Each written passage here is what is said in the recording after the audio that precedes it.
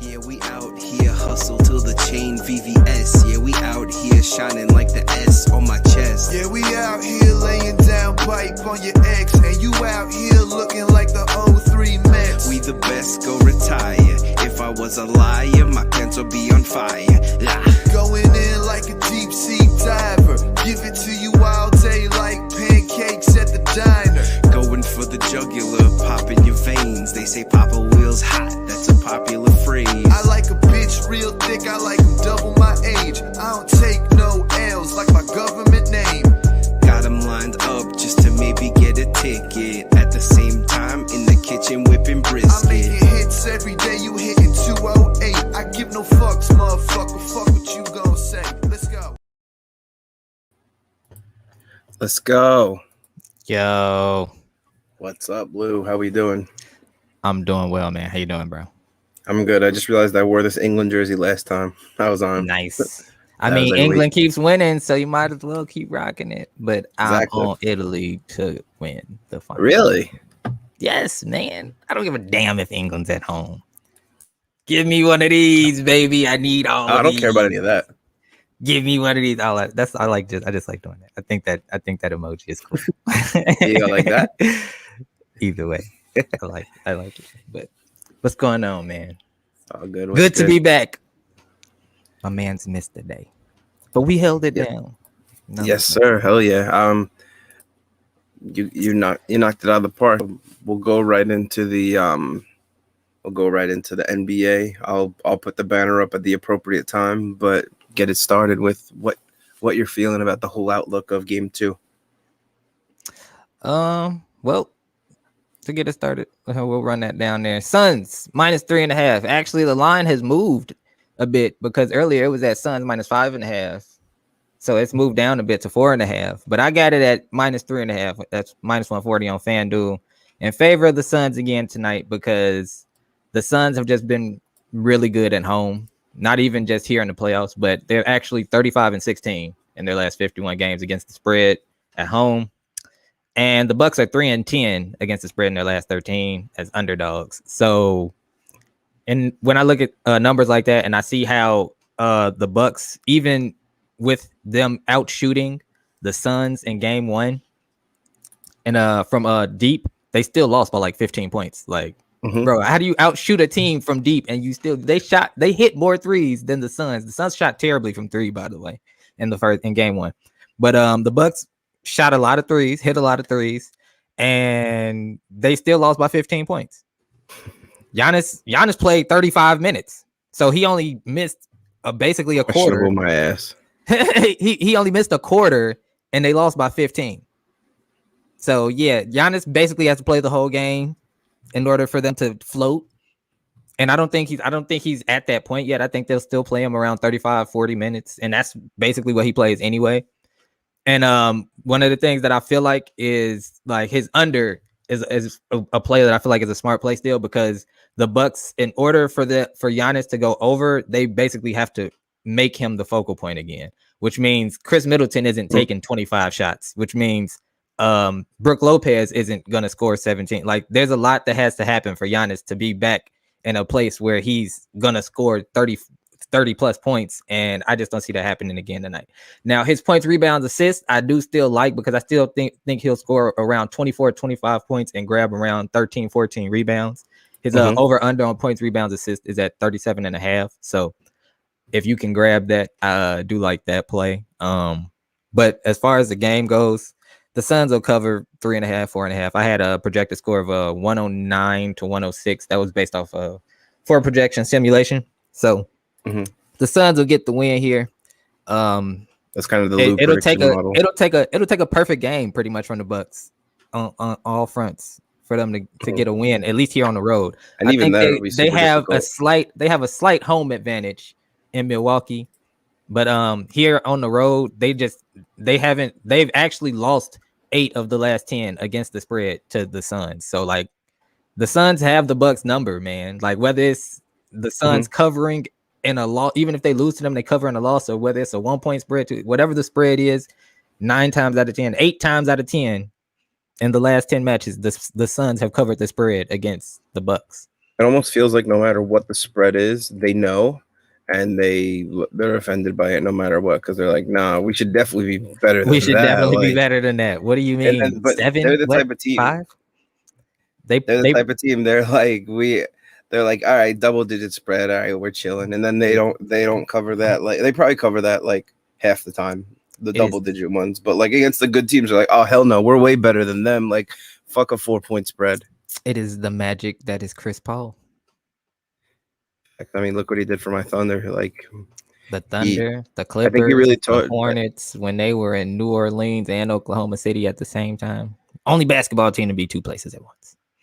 I think he really taught SGA what it is to be a point guard instead of being like the new age of what everyone's doing. Which there are plenty of great basketball players out there, but I think he really taught them how to do it. Indeed. So I whipped it up. I threw in a little spoiler at the bottom that kind of just everyone that's looking throughout can see all the plays that are to be given out on this show. So if you want to tell us about these player props, you can pick which one you want to talk about first. And for me, I got DeAndre Ayton over 15.5 points on that's minus 124 on FanDuel. Now DeAndre Ayton has been a monster in the playoffs. Like, finally, he's been straight beasting, man. Like, he's shooting like 73% from the field, like throughout the playoffs, 81% like from within 5 feet or something like that. So he's really been destroying all defenses on all fronts, and the best way that a big man could. He's been like the perfect 5 for the Suns, and nobody's really guarding him. Like Giannis, they're trying to make Giannis play the 5. Giannis doesn't, and honestly, Giannis is better at the 5 than he is anywhere else right now because he can just kind of stand there and kind of just grab offensively, defensively, that he's better. I'd say both. Honestly, he shouldn't be the guy out there taking threes. I can tell you that much. Would you be opposed to Giannis putting on 20 pounds? No, LeBron put on weight when he went to when LeBron moved to Miami. He kind of slimmed down. He doesn't have the limbs like that though. I feel like when you have those big ass limbs, like you can't. He's small already, so it's kind of hard to bulk up. It's like Kevin Durant. Like Kevin Durant has been small, like his whole work career. On those legs. Like he's not faster than the new wave of players coming, so he might as well just get stronger than them, get more solid than them, work on his core and his legs. That's what I was gonna say. Like DeAndre Ayton is kind of faster and quicker than him, so it's like you put him down there, and then you got Brook Lopez. Oh, Brook. Like, Brook is great. Don't get me wrong. Like, Brook is a great player. I love Brook Lopez. Love me some Brolo. But against DeAndre Ayton, you guys saw what he did. He had, I think, 18 or 19 and 22 in the first game. So, yeah, like his over on points and his over on his points, rebounds, assists, no doubt, are both hammer points tonight because he's going to get buckets regardless. They're going to foul him. They're going to, if he doesn't get buckets through actually scoring, they're going to foul him and put him on the line because he's a big man, and they're going to try to force him to beat them some other way besides him constantly giving them buckets, giving them layups, giving them dunks, alley-oops, whatever. That alley-oop play that they run, impossible to stop. The Bucks can't stop it. Giannis can't jump. Sure. Brook Lopez can't jump. Chris Middleton is too small. What are we doing here? He's just catching oops over everybody. I was like, this play is ridiculous. They ran it like 5 times last game, and every time it was just a straight oop slam. Crazy, bro. I love DeAndre Ayton. Keep balling out, young man. DeAndre Ayton over 15.5. Hammer that joint. 100%. 100%. Just got into these comments. What's up, everyone? I saw a comment that I like very much. It scrolled to the bottom, so I got to see. Intro's only one verse. Shout out Fishtown for that. But what's up, Dan? No assist necessary, Dan. I see you. Points, rebound, assists. Like I said, Ayton over. They definitely need to be more aggressive. I would agree. Bucks need to be put. Talking about the Bucks? Yeah, they need to be more aggressive. Like, bro, settling for threes is cool and all, but once again, you settle for threes, and then the Suns continue to bury you with alley-oops, and then y'all start fouling on the back end. Like they cut the lead down to 9, but they couldn't stop fouling, and they just couldn't get a stop. Like, period. Like, whether it was them fouling or them letting CP3 get to his spots, letting Devin Booker get to his spots, DeAndre Ayton's catching alley-oops, Chris Middleton. I mean, Michael Bridges is knocking down threes. Cameron Payne is knocking down threes. Cameron Johnson is knocking down. The only person that didn't hit a three is Jay Crowder, who I think is probably going to show up tonight. So it's a tough sell for the Bucks right now. Chris Middleton, like I said, has to take less than, bro. He took 26 shots. This was the comment I was looking for from Fishtown. There he is. There's Fishtown. That's what I said. No, we don't need no assist for him to go over, bro. He hit, 19 and 22 last game. No assists. I don't think he had assists, and if he did, that put him even further over. I honestly think if he has assists, then we should be angry because he's being hella soft. Exactly. He's passing the ball out if he's got assists. Don't do that. Abuse them. I told ask Fishtown what I told. I said DeAndre Ayton needs to abuse the Bucks. That's what he needs to abuse. Brook Lopez. He needs to abuse whoever they put on. Bobby Portis, Brook Lopez, whoever they send down there. Go to work on them because that's what you're here for. This is your time right now. And then I was looking at this one from Mike. I wanted to see if you thought Chris Paul over 22 and a half and the Suns win. He had 41 in game 6, 32 in game 1. Indeed, he did. I was actually looking at his they have him straight up points at over 20 and a half. But I guess the combo right there is over 22 and a half. I really like it because right now in Chris Paul's mind, this is like I said, like this is his time. I said this at the beginning of the playoffs. Like I needed to see something from Chris Paul, and I've been seeing it throughout the playoffs. And I feel like he fully understands what is necessary to win a title, and he's going to do whatever is necessary to get there. If that means he has to score 30, 40 every game, I guarantee you will see Chris Paul score 30 to 40 points every game. If that is what it takes for the Suns to get this championship, bro, 100%. Yeah. I don't think they're going to be letting up at all. No let up, bro. No let up. What's it called? I just wanted to see something. Yeah, but I think that Chris Paul also knows that he doesn't have to score sometimes. Like if he sees them game planning on him, he's not going to force the shot. He's got Devin Booker to his left, and he's got the Cameron Johnson or Bridges to his right. And then if they're pressing up, then they got Ayton. So they're really in a really good spot to succeed when he's the one that calls the shots. Because a lot of times he's been on teams that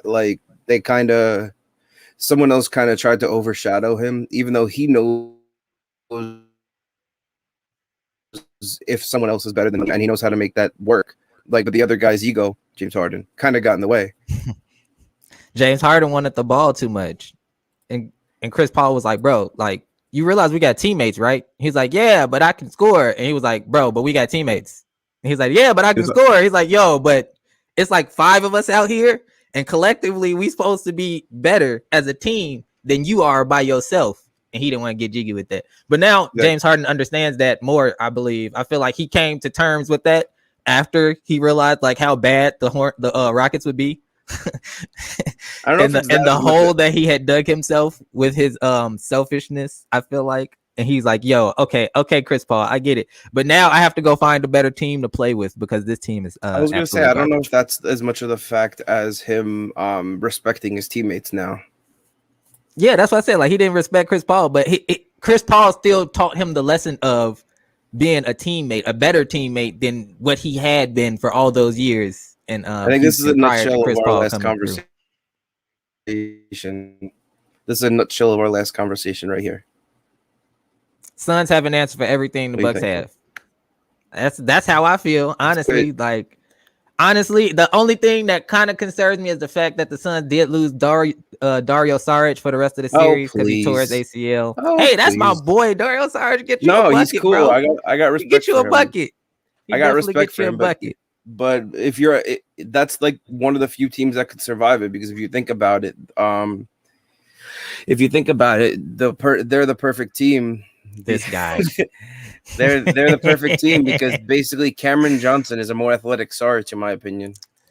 Oh, I mean, I love when AP tries to fade me because what's FTR? For the record, he's on the Bucks. Okay, that's perfectly fine. You can be on them, but as I like to tell you, Bucks bench is pathetic compared to Suns, even without Saric. I mean, So- yeah, you're right, but you said you on the Bucks for some odd reason. I guess the Bucks bench is what? The Bucks bench is literally Yeah, like so- two people. Who are they bringing off the bench? Because they're starting PJ Tucker. They're starting. What I guess we bringing Bryn Forbes and Pat Connaughton off the bench, and Jeff Teague. Yikes. What? This is who you want to bring off the bench. I trust What is this, Cameron Johnson, 2014? Cameron Payne.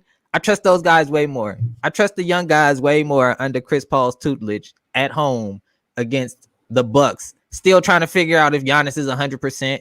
Is Chris Middleton gonna shoot 6 of 23 or 12 of 23? Like, which Chris Middleton are we getting here? Is Drew Holiday gonna show up? Drew Holiday was 4 of 14 in game 1. Poor, terrible. Drew Holiday over 2.5 turnovers. He loves the dish. I see the Suns intercepting at least 3 again. That's an interesting play. I see I mean, 3, 6. I see over 2.5 more than I see under 2.5 in those numbers. So I would say over 2.5 is a smarter play. 3, 6. So that's 5 out of 7. 9, 11, 15, 16, 22. That's 3. That's 3 per game. That's 3.1 per game. Yeah, I would go 3. Yeah. I would go over 2.5. Because he handles the ball the most. Like, so he's going to be the person most likely to turn the ball over outside of Chris Middleton. So I like that one. AP is Fish not count happy always with finding value. AP not happy with that.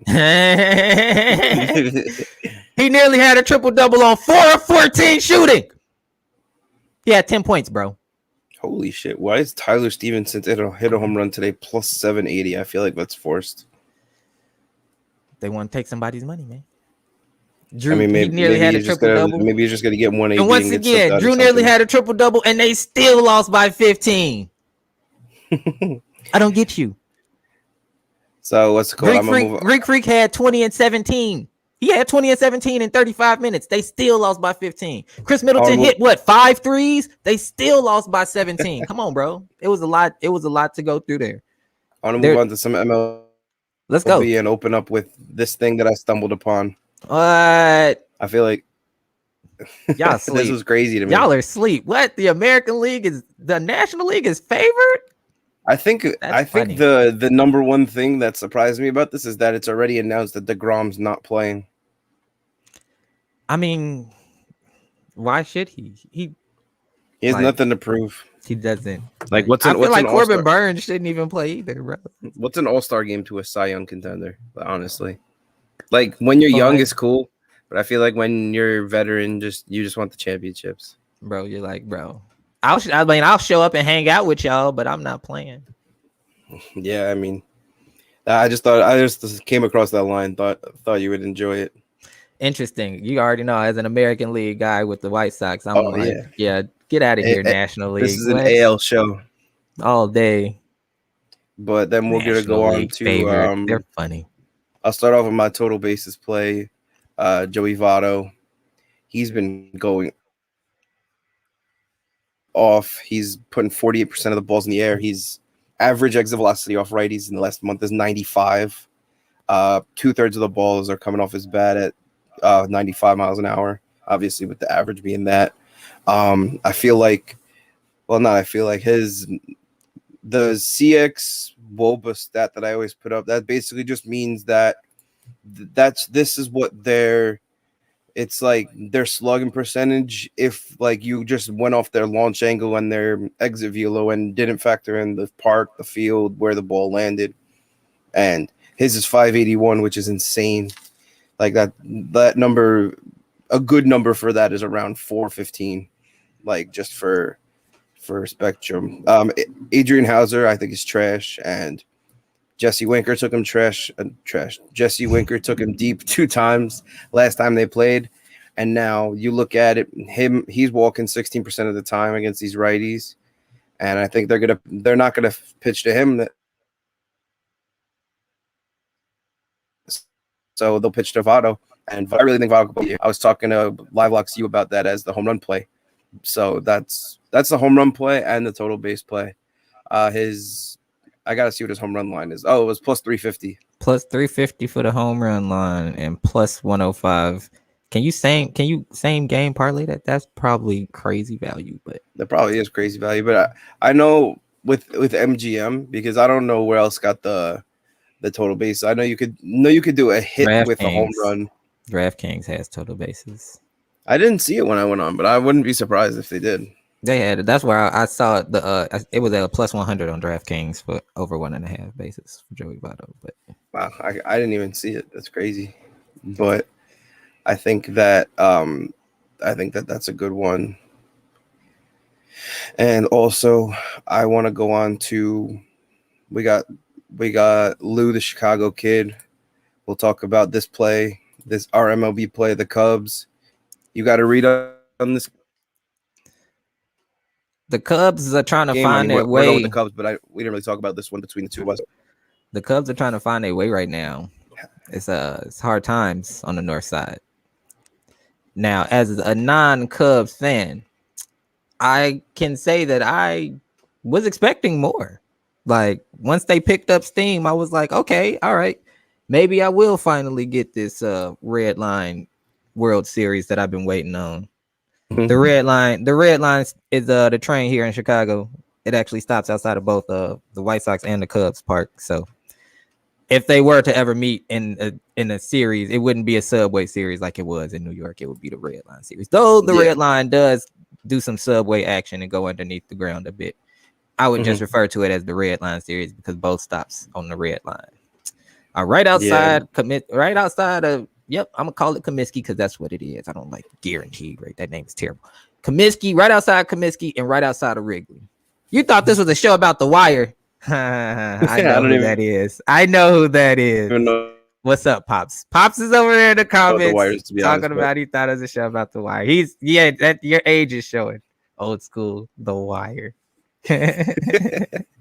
It's a good show though. It's actually a great show. Actually, if you ever get a chance to sit down and watch what's it about? The Wire. It was about the hood, man. It was about the corner cops being cops and hustlers being hustlers. And they was finding it all out through The Wire, man. Through The Wire. That was kind of where that Kanye West song came from. Chase, the Blue Jays game got rained out actually.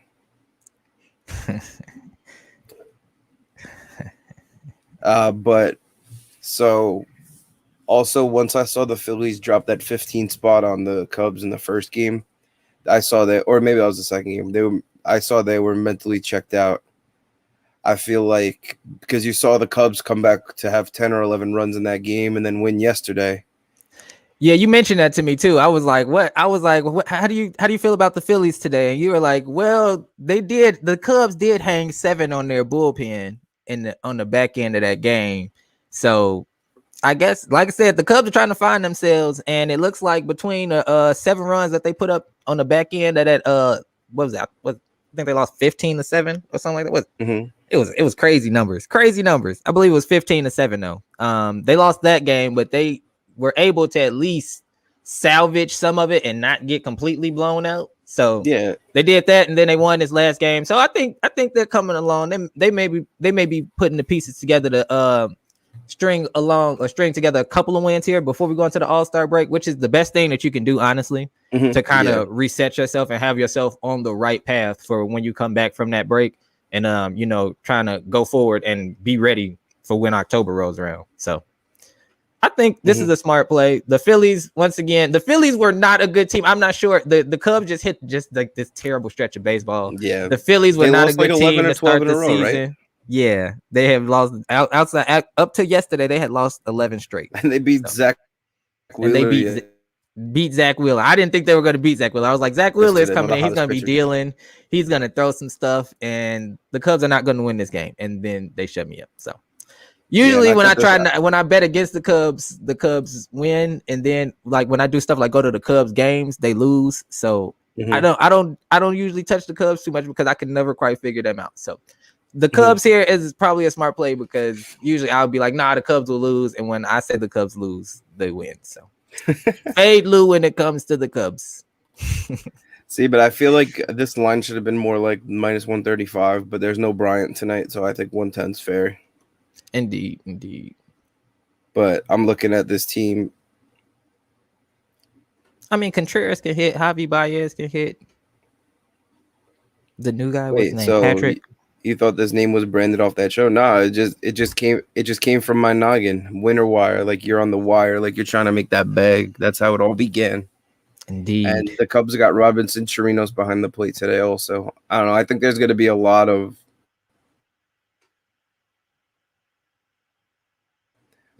expectations for like. Oh wait, there's a lot of guys off. There's Reese Hoskins is off too, and they got Jankowski in left field. What does this even mean, bro? What does this even mean? He mean you gonna be sleepless watching the show, bro. I'm telling you, it's a good show once you get into it. Oh, It was like I see. Sopranos level, but I thought he was talking about like I was gonna have like nightmares or some shit. nah, he's just saying it was actually a really good show. So it's like one of those shows of the binge night. it's binge worthy. Yeah, definitely binge worthy. Got you. If you watch any there's a feel show this. out that came out recently. It's called City on a Hill. It Mhm. reminds me a lot of The Wire. I gotta check these shows out. I think they're both mad based out behind of on all this Baltimore stuff. too. What do you think about a Shoop home run today? Hap on the mound as well. Fade J.A. Hap. Yeah, I mean, J. Happ lets J.A. righties pummel the ball, but I think I'd look more in the direction of Haas or Zach Short. I think that those are the home run guys. I think Scope will do it, get an RBI ground out or a sac fly or some shit. But I mean, this guy's Zach Short in 11 plate appearances against lefties, which isn't that much, but his average exit velocity is 100.6, and the ball's on average going 405. So I mean, that's a small sample size, but I really think that Zach Short is someone that J. Happ's not going to respect. And his 870. Oh wait, did I? Oh yeah.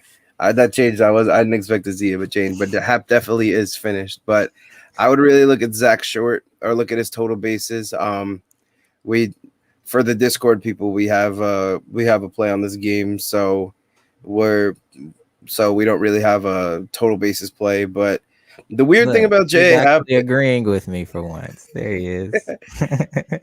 the one weird thing about J. Happ, when you look at his numbers, he's letting up 94 average exit velocity, 379 ISO to right-handed batters, but he's only walking 1.7% of them. Like he's throwing. He's not walking anybody. He's letting everybody hit the ball. Yeah, you should walk somebody, man. Just throw some balls there. It's like it's the batting practice before the game. It's like if you're hitting that well, you'll probably hit J. Happ well too. Just look for a little two-seam tail. I think that J. Happ and J. Happ might get Miguel Cabrera out a couple times just because he throws him back a little bit. But I don't know. I think that their team total is good. I think that fading J. Happ is a good idea, and I think Scope's been one of the best hitters in the league since in the last month and a half. But I see maybe a couple singles in his future. Julio 71%. Strike percentage or first strike percentage? That's something I gotta know. But so we'll go on to the other MLB play that I got for you. The Cleveland Indians. We got word that Zach Plesac has a 60 pitch count today. I still think that's plenty. He's been absolutely dominant against them to this point. Indeed. I think he let up one run in both of the starts for them last year. Let me fact check myself because I don't like to be wrong. But Lou, what are you thinking about the Indians over the Royals tonight? Taking a look here, they've gone 5-5 over under. I like the Indians, even though the Indians, they're hard to figure out. They're a much better team than the Royals. The Royals are literally, I believe, the worst team in the AL Central right now. So yeah. It's like sometimes you come across teams that you're supposed to beat. So I feel like this is one of those games that the Indians need to win to show that, like, hey, we may not be as good as like the Sox or the Yankees, but we're definitely not as bad as the Kansas City Royals or like the Baltimore Orioles. So actually, you know what? The Twins are a game back in the win column of them. That's so surprising. That's why I said the Cleveland Indians have some work to do. So this game tonight is a must win for them. Like I feel like they need this, especially if they're on the road. You need this one, man. You got they got to bear. Got to show me you're serious. Yeah, I mean the Royals are 15-28 away. The Indians are 21-19 at home. Indians have lost a couple games in a row, a couple tight ones, a couple doubleheaders with rainouts, not really getting in a flow. But you look at Plesac, his last 5 starts against the Royals, 5-0 with a 1.42. And you look at Danny Duffy, he's been solid. His last start against the Indians this year, 5.2 innings, 8 hits, 3 runs, a walk, a loss.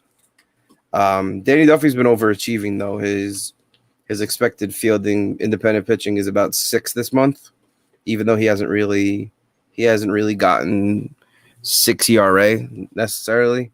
I think that we could really see a Med Rosario have a career game. We could see Harold Ramirez. Like, you look at these guys, they don't know why they got Bradley Zimmer in the lineup, but that's okay. They have plenty of other guys to do work. Maybe he'll bunt or something. And then you look at the Royals lineup; they're really struggling against righties. I think Sal They're struggling in general. It's terrible. he's got his mind on the home run derby. No, numbers. Kansas City here is 3-12 straight up in their last 15. 0-5 straight up in their last 5 against Cleveland. 0-9 straight up in their last 9 games on the road. Yeah. And the funny thing is, Cleveland swept them in a 4-game series at home this year, May 3rd to the 6th. And the Indians weren't even all that hot to start the year. So that tells you all you know about how the Indians feel about playing against the Royals. The expectation was there, but they haven't played up to what the expectation was. So that's why I say, like, tonight is like, are you going to show that you can play up to somewhat near expectations? Because they're exactly at 500 right now. So a win tonight puts them above 500. So I feel like for them, it's like it's show improve, man. Like if you want to stay ahead of the Twins, you want to catch the Sox, you need a win. Yeah, and before we dive into what Chase said, I want to say one more thing about this: that the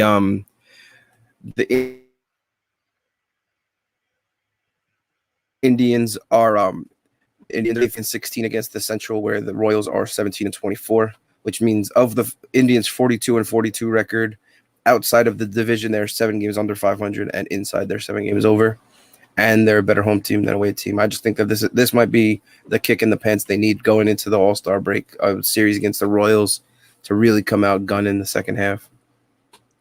Trying to catch the White Sox. Is Shane Bieber hurt? I haven't heard about him in a minute. I believe he is. I haven't heard about him either. I've heard about starting or pitching. Yeah, 10-day IO. He played 2 games. There you go. There you go. Did you hear that thunder at my house? Yeah, I heard that. That was crazy. That was crazy. I thought something fell back there. I'm like, y'all good? Dog knocked something over. What's going on? Whoa. Damn, I'm getting crazy storms out there.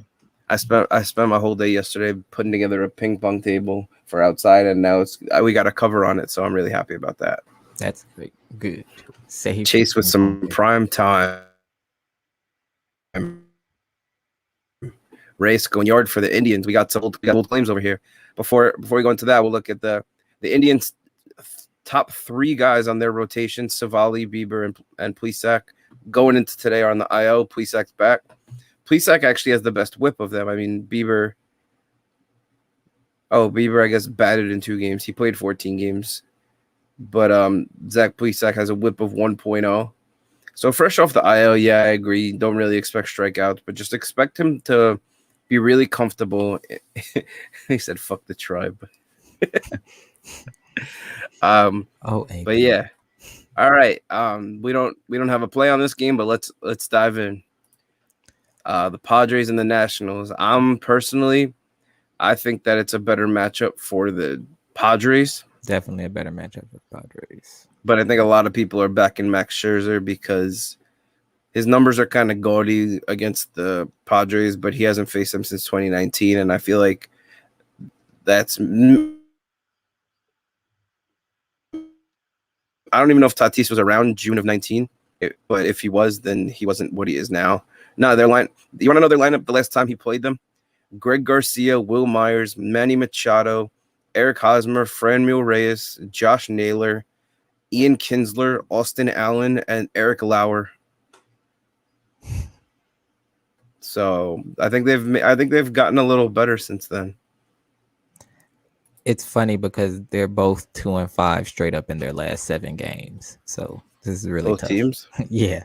Yeah. It's a really tough one. And you know what's funny? Darvish is coming off an L, and the last game that Scherzer pitched, the Nationals lost also.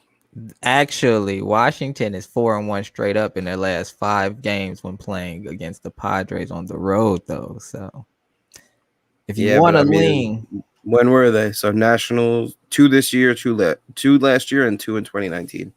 So take it with a grain of salt because Scherzer pitched one of those games against Eric Lauer. Strasburg pitched, and they put up 15 and 1. They're not putting up 15 tonight. of course not. But what is the line telling us? Let's see. I think I saw Scherzer plus 125. Plus 120. I don't really think there's value in the Padres at minus 143 though. But I still think the Padres would win this game. Who would I have in game 7, Scherzer or you? It depends on the lineup. Because I feel like if there's a team that doesn't hit velocity well, I'd have Scherzer. But otherwise I'd have Darvish. I mean, they're both amazing. They're both striking out over 30% of the hitters in the last month. I'm looking at it. Max is walking almost 9%, where Darvish is around 5.5%. But I would go with Darvish. I like the fact that this dude throws 6 pitches. I like the fact that he only really one of them has gotten hit a little bit.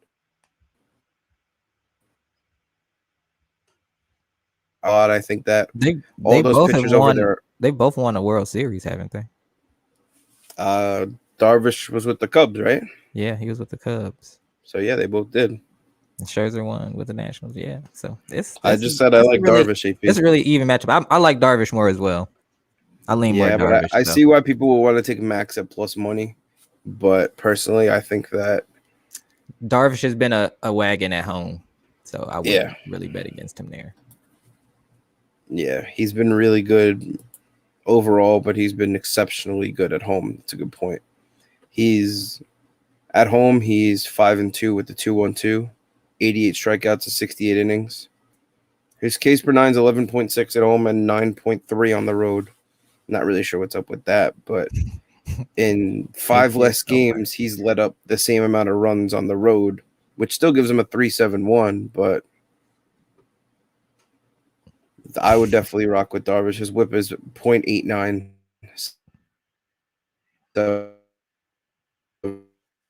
On the road at home. Excuse me. Any questions from the viewers before? Why are you yelling at Chase?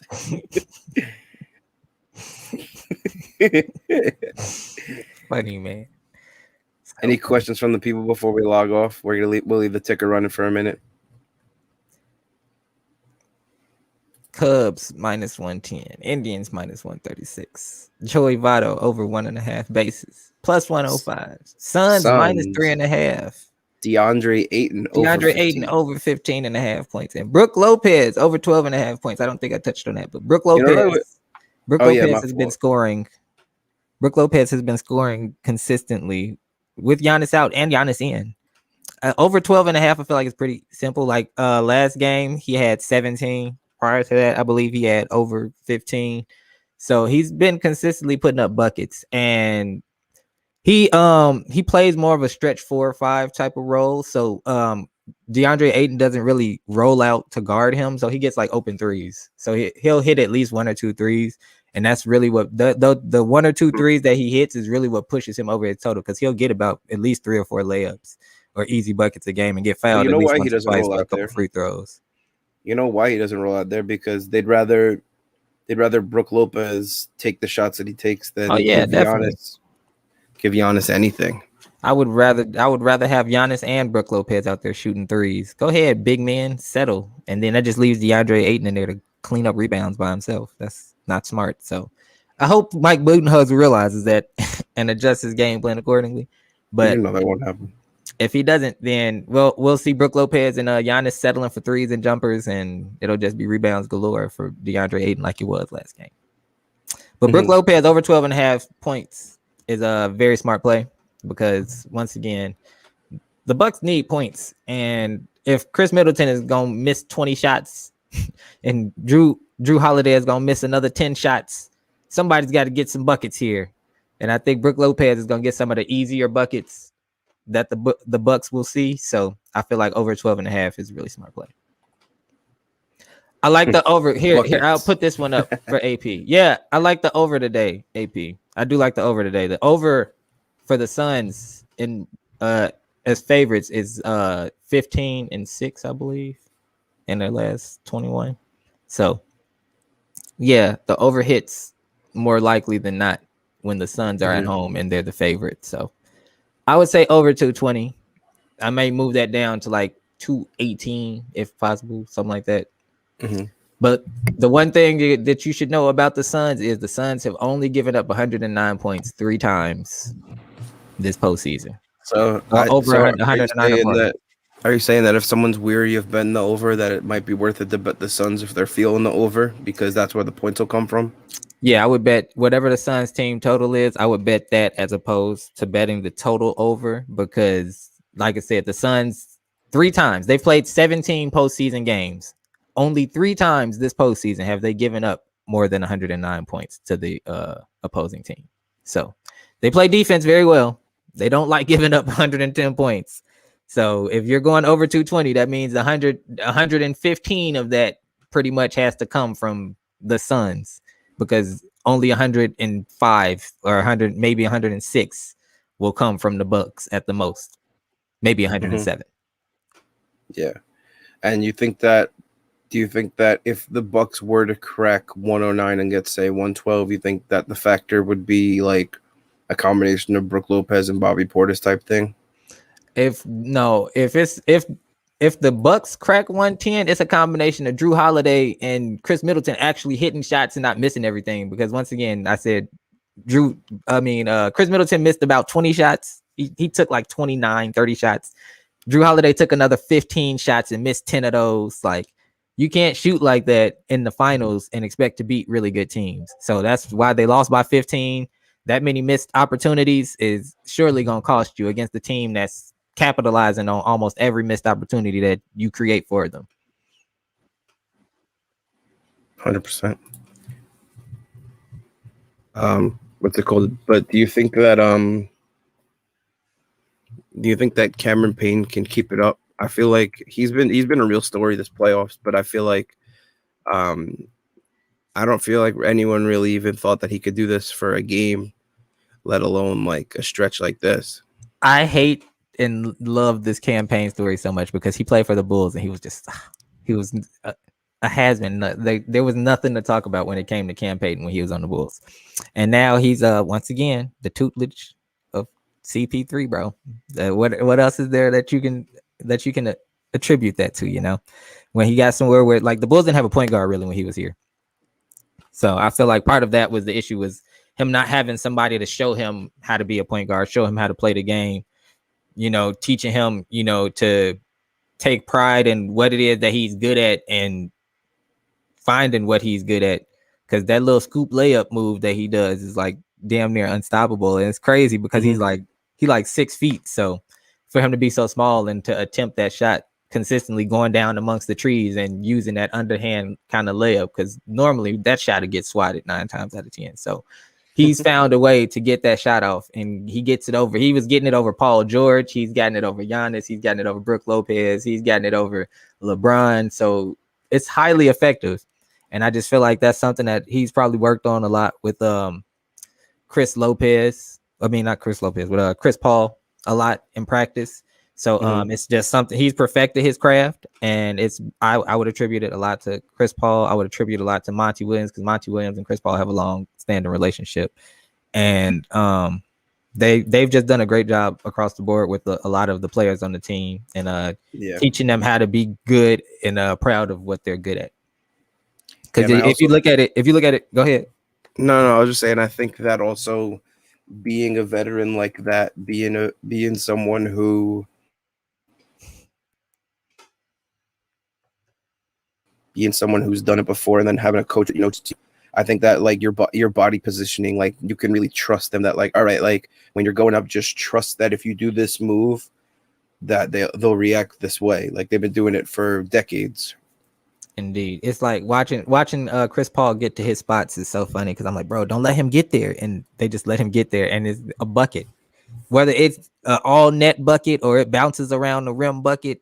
He knows Bucket. his spots. It's a bucket. I'm like, don't let him get. Chris Paul. And also, amazing. I think that he also, what's the word? I think that he also sets up like the fact that like when he shoots his elbow jumper and we're all like, how does he do that?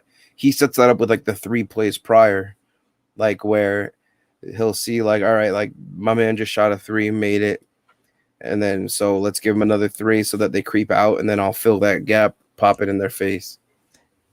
Guy says he has zero faith in Aiden. Aiden shooting 71% throughout the playoffs, 83% from 5 feet or less. Average, he just had 19 and 22 in his first finals game ever, but okay. No faith in Aiden. Zero faith. I had one up here from Fishtown. That was nice. Put it up. Look at this. The value finder. Suns win. Aiden double-double. CP3 double-double. Giannis double-double. I know Giannis and Aiden double-doubles be super juiced. They're probably like minus 450, minus 350, something like that. So Suns win. That's money line. That's gonna be minus. That might be under 200 now. I think it's minus one something. Would it really make that much of a difference if you took the Giannis double out? Because I'd hate to see a same gamer go out because of an injury. Giannis, man, he gets rebounds and points. Like it's hard for him to not get 10 and 10, man. It's really like it's just so hard for you to be that big and just not be able to hit 5 layups and grab 10 rebounds. Like that's, I don't know how. And that elusive, he's very elusive. I don't know what Brendan Haywood was doing with his life. Like I don't know what he was doing, but he jagged it. I don't know what Kwame Brown was doing with his life, but he jagged it. You know, like you can't be that big. He got them fooled. I don't know how you can be 7 feet and not magically put your hands up and the ball come to you. I don't know. But Giannis, even Giannis if you put him has up, the you should gift. get the ball at least 60% of the time. Exactly. Like that's at least 6-7 rebounds right there. Giannis, though, I believe has the gift of being able to get points and buckets.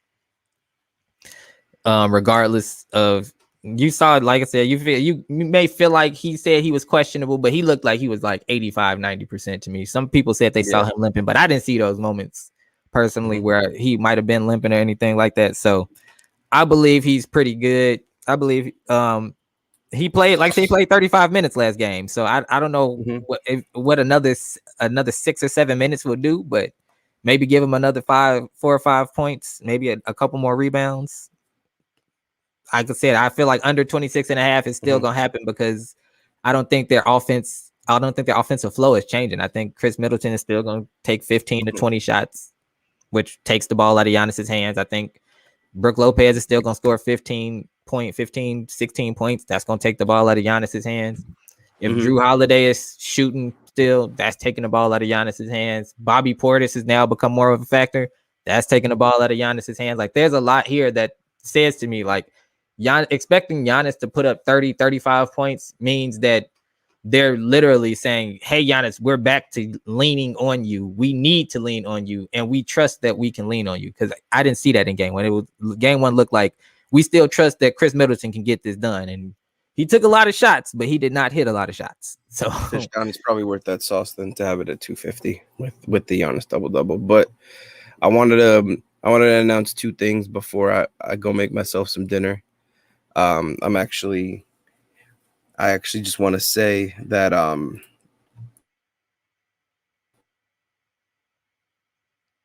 cash Trevor Story total bases. Hey, we cashed a play in the premium Discord play. What happened? What happened, Lou? Trevor, I said, hey, we got one. We definitely got one. Trevor Story over. The Diamondbacks brought in my favorite player to fade. I for the longest time I thought his name was Rusty, but his name is Riley Smith.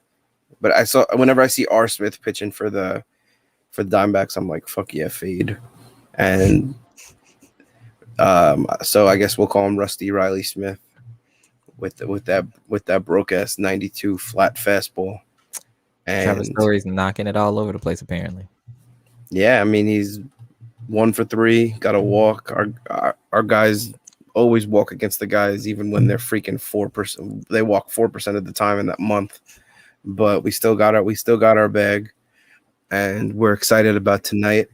And Lou, if you want to drop anything before your line, please do by any means.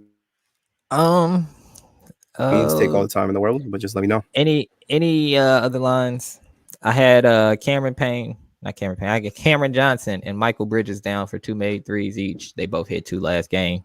Chris Paul actually hit 4 threes last game, which is crazy. He hit the most threes on the team.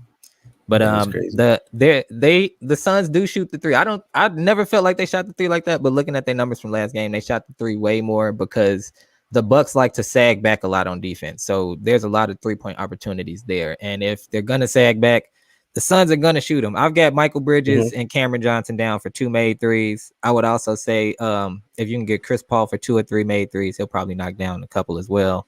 Chris Middleton, 3 made threes, probably at least. Drew Holiday has to shoot better. If he doesn't, now for me personally, I feel like Drew Holiday on average hits like 2 threes. Like he hits 2 threes.